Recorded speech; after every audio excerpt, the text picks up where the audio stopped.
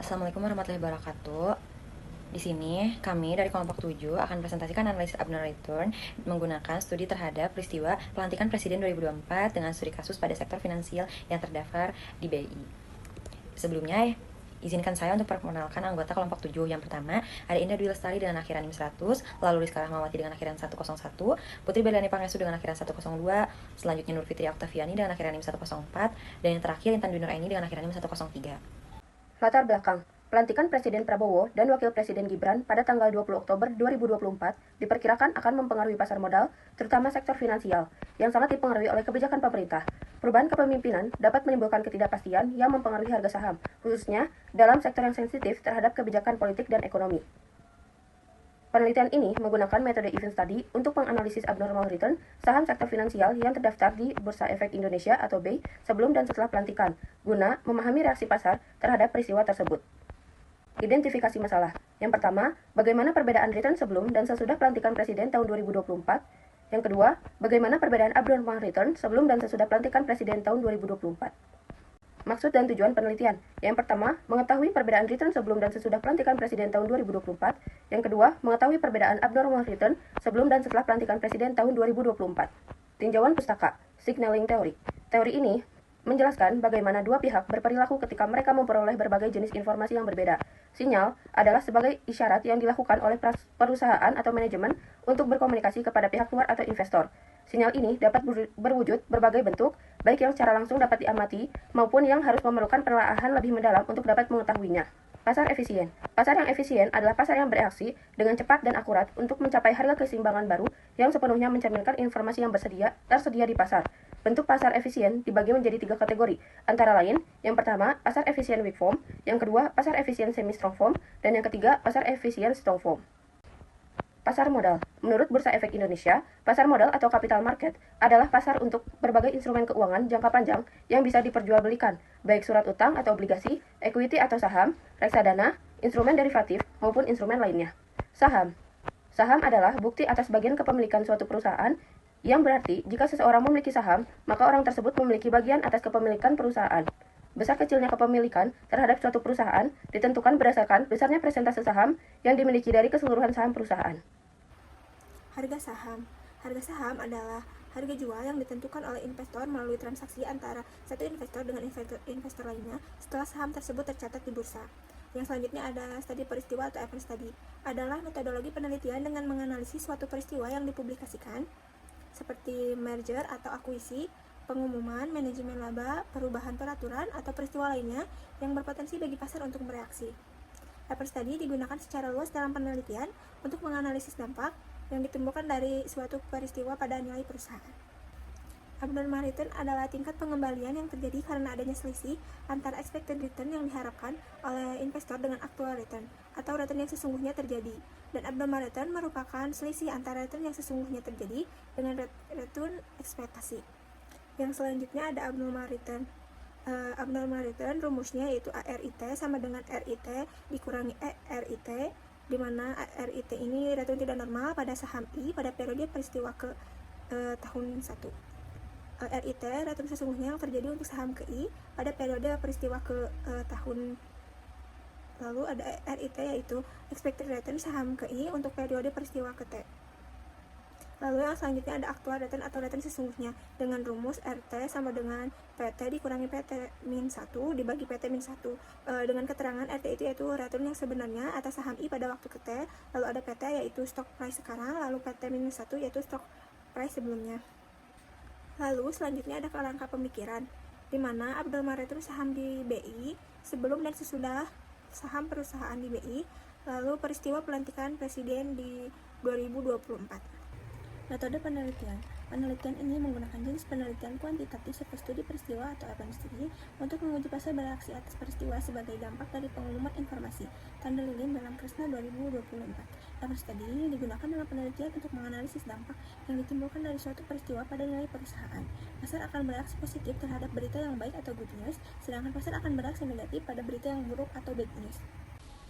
Selanjutnya, ada populasi dan sampel. Populasi yang diamati dalam penelitian ini adalah perusahaan di sektor finansial yang terdaftar di BI. Yang pertama itu ada perusahaan dari PT Bank Rakyat Indonesia Persero Tbk dengan kode BBRI. Lalu yang kedua ada PT Bank Negara Indonesia Persero Tbk dengan kode BBNI. Lalu yang ketiga ada PT Bank Mandiri Tbk dengan kode BMRI. Yang keempat PT Bank Sentral Asia Tbk dengan kode BBCA. Lalu yang terakhir ada PT Bank Simniaga Tbk dengan kode BNGA.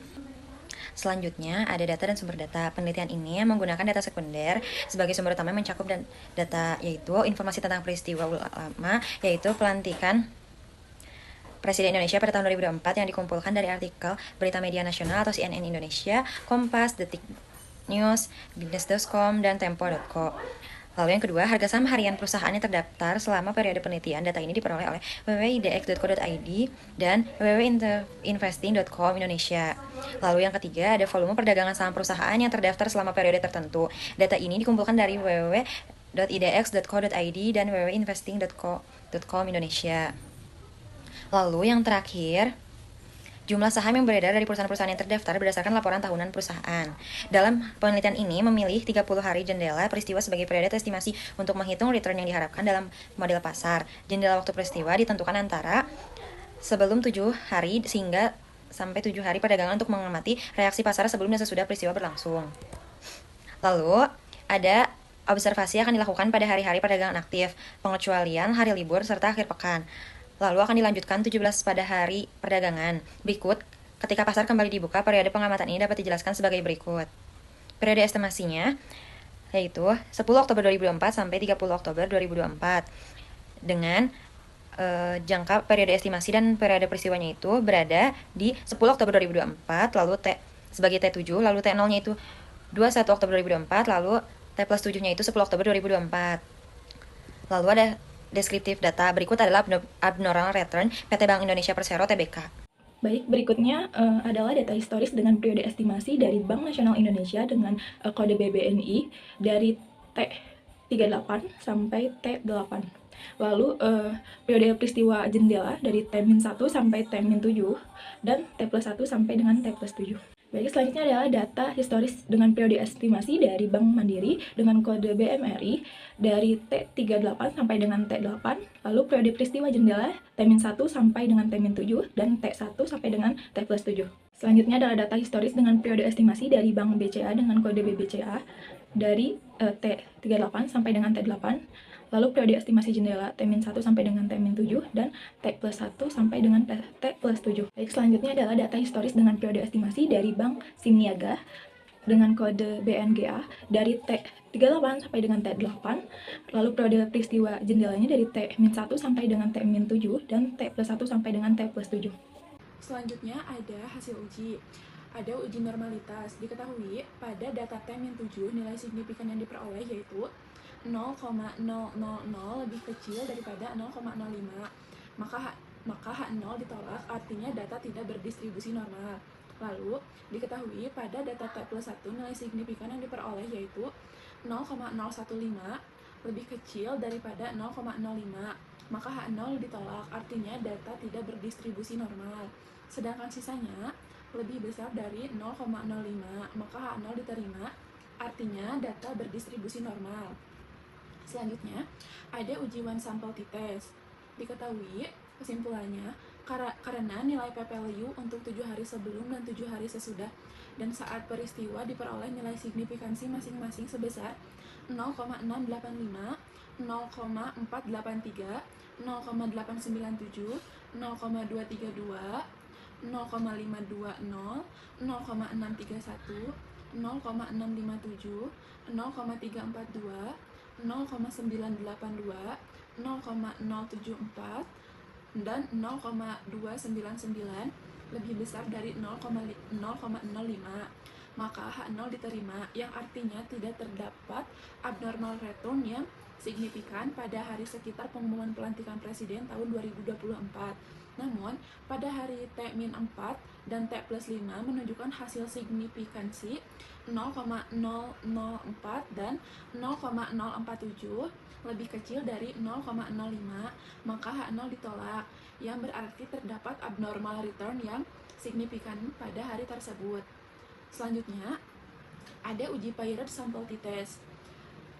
Tabel di atas menunjukkan pengujian average abnormal return dengan menggunakan Paired Sample T-Test menunjukkan nilai p-value sig to Taylor dengan hasil 0,444 lebih besar dari 0,05. Maka tidak terdapat perbedaan yang signifikan antara sebelum dan sesudah peristiwa. Pelantikan Presiden tahun 2024. Studi kasus pada sektor finansial yang terdaftar di Bursa Efek Indonesia, sehingga dapat disimpulkan bahwa H0 diterima dan H1 ditolak. Hal ini berarti tidak terdapat perbedaan antara abnormal return sebelum dan sesudah peristiwa pelantikan Presiden 2024, studi kasus pada sektor finansial yang terdaftar di Bursa Efek Indonesia pada tanggal 21 Oktober 2024. Lalu selanjutnya ada uji Wilcoxon Signet Rank Test. Kesimpulan dari uji Wilcoxon Signet Rank Test adalah nilai p-value untuk T-7 dan T+1 memperoleh nilai signifikan masing-masing sebesar 0,345 dan 0,225 lebih besar dari 0,05. Maka H0 diterima, artinya tidak terdapat abnormal return yang signifikan pada hari sekitar pelantikan Presiden tahun 2024 di Indonesia. Dan kesimpulannya, hasil uji menunjukkan bahwa sebagian besar data dalam penelitian ini berdistribusi normal, kecuali untuk data pada T-7 dan T+1. Uji sampel T-test mengindikasikan bahwa hipotesis 0 diterima pada sebagian besar hari, dengan pengecualian pada T-4 dan T+5, yang menunjukkan abnormal return signifikan. Uji Paired Sample T-Test tidak menemukan perbedaan yang signifikan antara abnormal return sebelum dan sesudah peristiwa pelantikan, sehingga H0 diterima. Begitu pula, uji Wilcoxon menunjukkan hasil yang tidak signifikan pada T-7 dan T+1. Secara keseluruhan, penelitian ini menyimpulkan bahwa pelantikan Presiden tahun 2024 tidak berdampak signifikan terhadap abnormal return pada sektor finansial yang terdaftar di BEI. Lalu, ada saran. Bagi peneliti disarankan untuk memperluas sampel baik sektor perusahaan maupun periode waktu untuk mendapatkan hasil yang lebih komprehensif, terutama terkait dampak peristiwa besar terhadap pasar keuangan. Meskipun tidak ditemukan abnormal return yang signifikan secara keseluruhan, fluktuasi harga pada hari tertentu menunjukkan adanya peluang bagi investor. Oleh karena itu, pengambilan keputusan investasi harus mempertimbangkan variabel lain yang mempengaruhi pasar. Penelitian selanjutnya juga dapat menggunakan uji non-parametrik untuk data yang tidak berdistribusi normal guna mendapatkan hasil yang lebih akurat. Sekian presentasi dari kelompok kami. Mohon maaf bila ada kesalahan kata dalam penyampaian presentasi. Wassalamualaikum warahmatullahi wabarakatuh.